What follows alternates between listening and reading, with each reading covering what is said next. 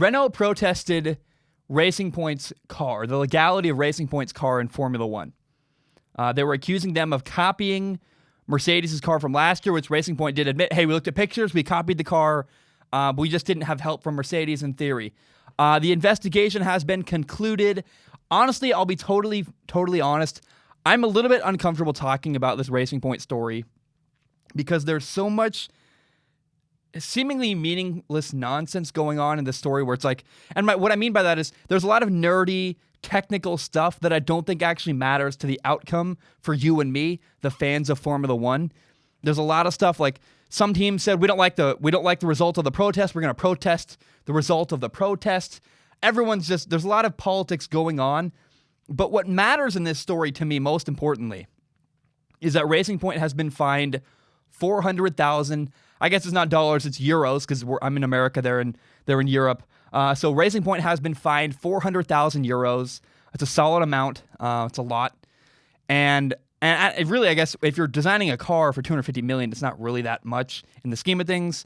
I think for Formula One fines, I believe that Kimi Räikkönen was fined like less than $5,000 earlier in the year. So by the standards of Formula One, what I've seen is people saying this is a really hefty fine.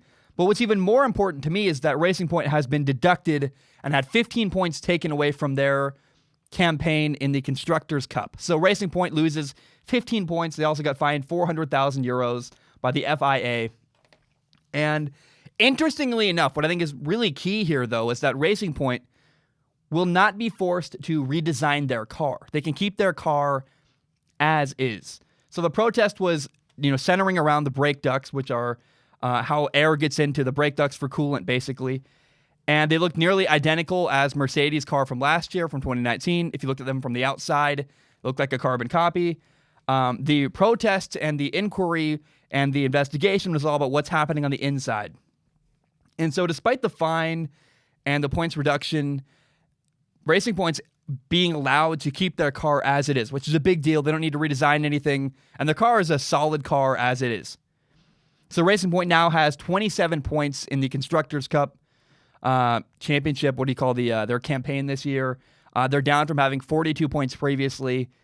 And Racing Point fell from fifth down to sixth. They went from fifth place to sixth place in the Constructors' Cup standings.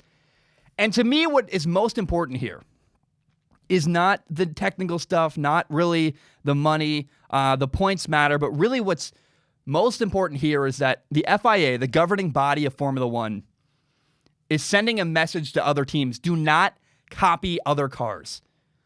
I actually believe that Racing Point's car is fine. I think the fine and the punishment here is not about the legality of the car. The punishment here was the FIA telling other teams, you cannot, and discouraging other teams from copying other cars as their strategy in designing a car. I was talking to someone on Patreon, and they pointed out to me, this person on Patreon pointed out that Red Bull is exactly why copying cars needs to be discouraged, because you look at Red Bull, they have two teams in Formula One. It's a good example of this, why you don't want it. Red Bull has Red Bull Racing and AlphaTauri. And if they could run the exact same specs on all four of their cars every single weekend, they'd have a massive advantage because they have two cars of Red Bull Racing and two cars from AlphaTauri. If all four were identical, then they would have an advantage where they could run the specs and make adjustments based on four cars and have four cars with four sets of data coming into their offices to help them make adjustments. It would be an advantage. Red Bull has two teams. They have AlphaTauri, Red Bull Racing, and even though they're similar cars with Honda engines, they're still different. They have different design on the inside because they were designed separately.